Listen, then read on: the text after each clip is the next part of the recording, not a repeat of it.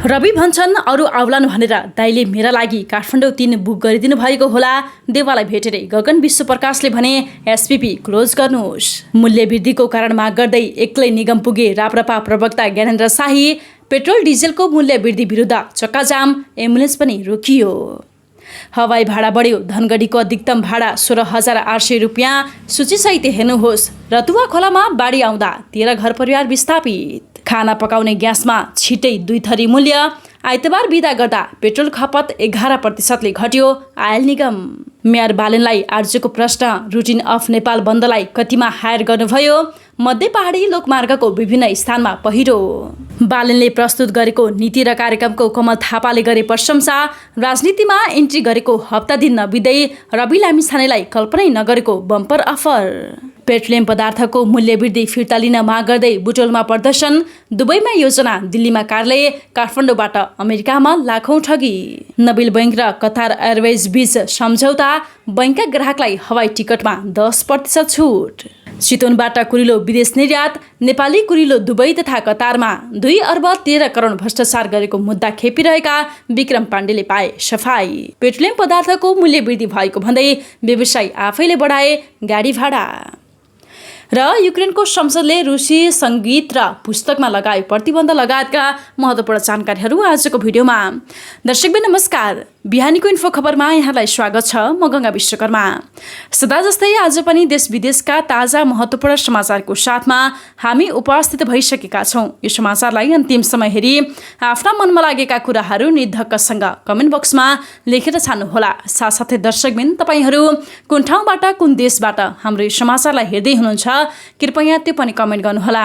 र हाम्रो channel info खबरलाई subscribe गर्नुभएको छैन भने सत्य तथ्य पुरा जानकारीका लागि सब्सक्राइब गरी बेल आइकनलाई पनि क्लिक गरिदिनुहोला। अब लागौँ समाचारतर्फ।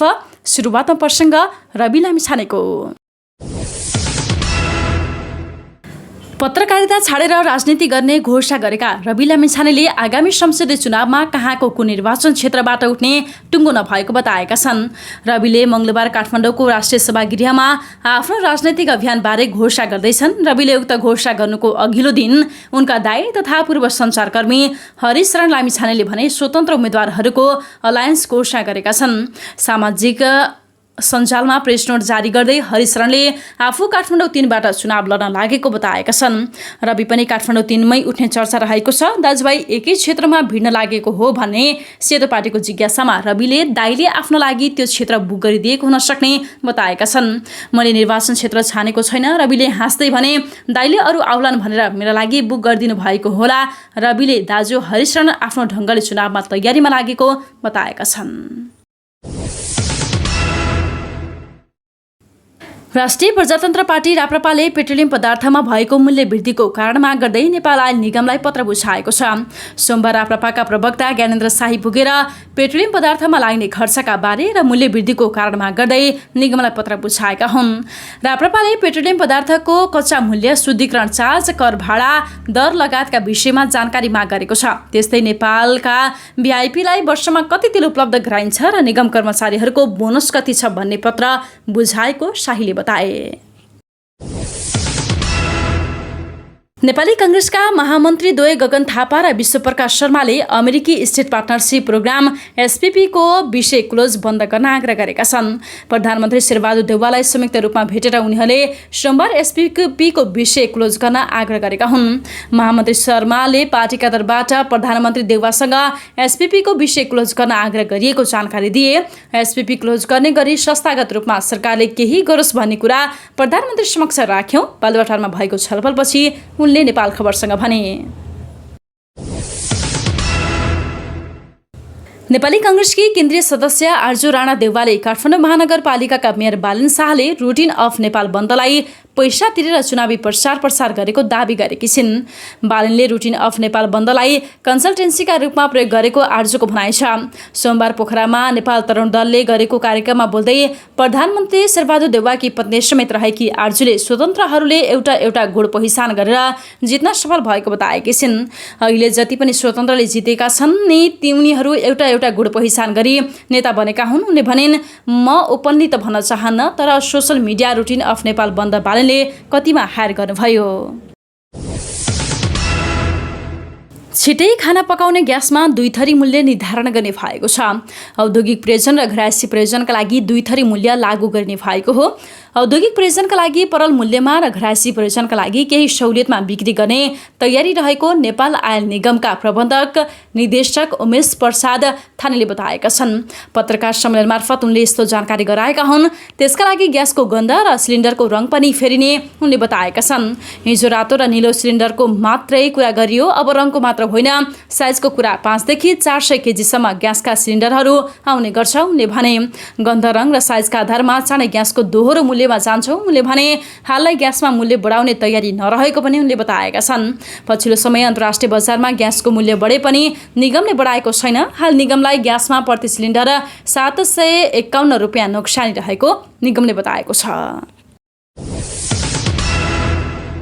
नेपाल आयल निगमले इन्धनको भाव बढाएसँगै आन्तरिक उडानको भाडा पनि बढेको छ। वायु सञ्चालक सङ्घले बुधबारदेखि लागू हुने गरी हवाई भाडा बढेको सूचना प्रकाशित गरेको छ। नयाँ हवाई भाडा अनुसार सबैभन्दा धेरै काठमाडौँ धनगढी रुटको भाडा 840 रुपियाँले बढेको छ।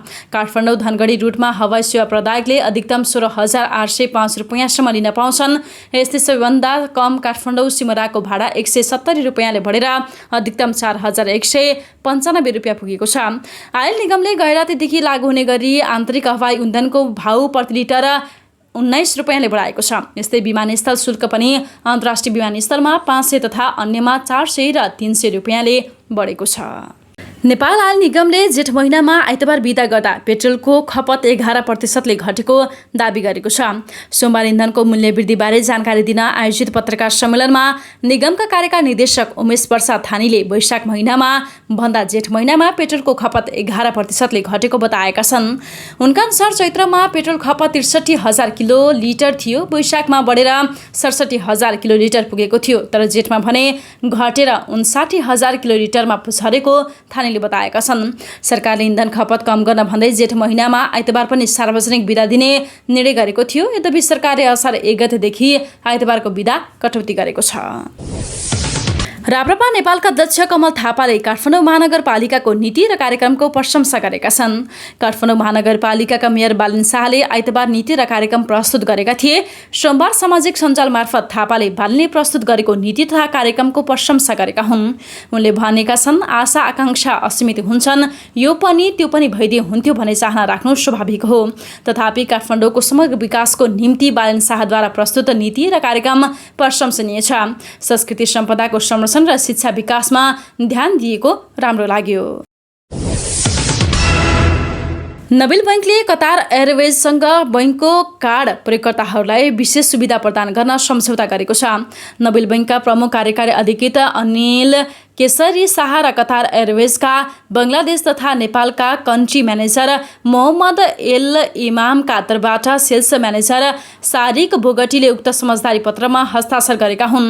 यस अन्तर्गत नबिल बैंकका कार्ड प्रयोगकर्ताहरूले युरोप, अमेरिका र अफ्रिकाका चुनिएका गन्तव्यहरूको हवाई टिकट खरिद गर्दा 10% छुट पाउनेछन्। यो छुट असार 17 गतेदेखि लागू हुने बैंकले बताएको छ।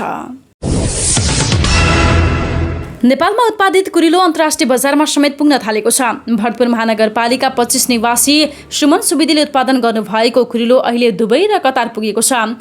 यस पारा प्रणालीका सञ्चालक सुवेदीले साताको 2 पटक आफ्नो उत्पादन बिक्रीका लागि विदेशसम्म जाने गरेको बताउनुभयो। उहाँले भन्नुभयो, यहाँको उत्पादन विदेशसम्म पुग्ने गरेको छ। मेरोमा किन्न आउने मध्ये एकजना विदेशी ग्राहक छन्। उनले सातामा 2 पटक कुरिलो लाग्ने गरेका छन्। एक पटकमा 50 किलो कुरिलो विदेश जाने गरेको उनको भनाइ छ। आफूहरूले सिधै कुरिलो विदेश पठाउन भने नपाएको उहाँको गुनासो छ। विगत 6 वर्षदेखि कुरिलो उत्पादन गर्दै आउनुभएका सुवेदीले अहिले दैनिक 30 जनालाई रोजगारी दिँदै आउनुभएको छ। सरकारले निरन्तर पेट्रोलियम पदार्थको मूल्य बढाएपछि यातायात व्यवसायीले आफू खुसी गाडी भाडा वृद्धि गरेका छन्।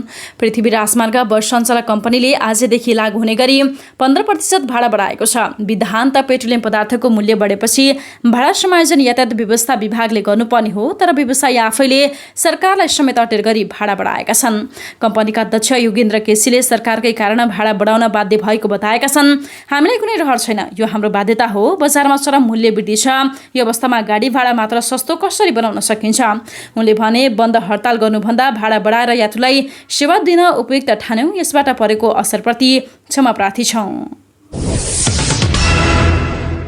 र अन्तिममा रुस र युक्रेन युद्ध बीच युक्रेनको संसदले सञ्चार माध्यम र सार्वजनिक स्थानमा केही रुसी सङ्गीत र पुस्तकलाई प्रतिबन्ध लगाउने पक्षमा मतदान गरेको छ। यो प्रतिबन्ध सन् 1991 पछि रुसी नागरिक भएकाहरूद्वारा सिर्जना गरिएको वा प्रदर्शन गरिएका सङ्गीतसँग सम्बन्धित रहेको छ। तर युक्रेनमा रुसी युद्धको निन्दा गर्ने कलाकारहरूले प्रतिबन्धबाट छुट्नका लागि निवेदन दिन सक्ने बताइएको छ। त्यस्तै रुसबाट पुस्तक आयात गर्न पनि संसदले प्रतिबन्ध लगाएको छ। युक्रेनको संसदले अनुमोदन गरेको विधेयकले टेलिभिजन, रेडियो, विद्यालय, सार्वजनिक यातायात, होटल, रेस्टुरेन्ट, सिनेमाघर र अन्य सार्वजनिक स्थानहरूमा केही रुसी सङ्गीत बजाउन वा प्रदर्शन गर्न प्रतिबन्ध लगाएको हो। हवस् त दर्शकबिन, बिहानीको इन्फो खबर अहिलेको लागि यति नै। यदि हाम्रो च्यानललाई सब्सक्राइब गर्नुभएको छैन भने सत्य तथ्य पुरा जानकारीका लागि सब्सक्राइब गरी बेल आइकनलाई पनि क्लिक गरिदिनुहोला। समाचार अन्तिम समय हेरिदिनु भएकोमा यहाँलाई धेरै धेरै धन्यवाद। यो समाचारलाई लाइक, कमेन्ट र साथीभाइलाई सेयर गर्न नबिर्सिनुहोला। अहिलेको लागि भने म गङ्गा विश्वकर्मासँगै सम्पूर्ण टिमलाई बिदा दिनुहोस्। नमस्कार।